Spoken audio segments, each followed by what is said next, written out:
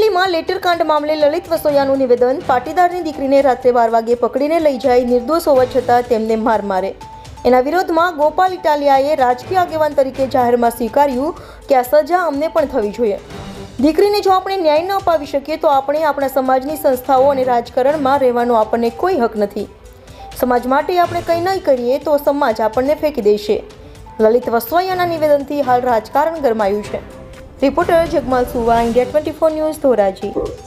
અમરેલી લેટરકાંડ બાદ પાટીદાર સમાજની નિર્દોષ દીકરીને પોલીસ રાત્રે 12 વાગે પકડીને લઈ જાય, એનું જાહેરમાં સરઘસ કાઢે અને પોલીસ સ્ટેશનની અંદર એ દીકરી નિર્દોષ છે એ પોલીસને ખબર હોવા છતાં પણ પોલીસ એને મારે અને એના વિરોધની અંદર ગોપાલ ઇટાલિયાએ રાજકીય આગેવાન તરીકે, પાટીદાર સમાજના આગેવાન તરીકે જાહેરમાં સ્વીકાર્યું છે કે આ સજા આગેવાન તરીકે અમને પણ થવી જોઈએ. મેં પહેલે જ દિવસે ટીવી ડિબેટમાં કીધું હતું કે અમારું માથું શરમથી ઝૂકી જાય.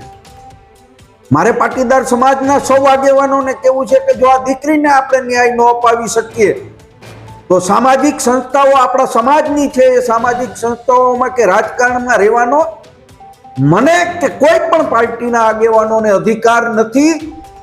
આપણે સૌએ રાજકારણના ખેસ ખીતીએ ટીંગાડીને પાટીદાર સમાજના દીકરા છીએ, પાટીદાર સમાજના આગેવાન છીએ અને પાટીદાર સમાજે તમને ને મને ખભે બેસાડ્યા છે.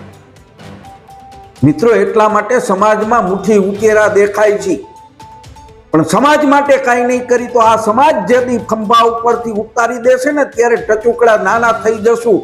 મારી સૌ આગેવાનોને સામાજિક સંસ્થામાં એ ખોડલધામ હોય કે સરદાર ધામ હોય કે ઉમિયા ધામ હોય, સૌના આગેવાનોને પણ વિનંતી છે કે રાજકીય શરમ ભરવાનું બંધ કરી અને આ પાટીદાર સમાજની દીકરીને ન્યાય અપાવવા માટે મેદાને આવવું જોઈએ.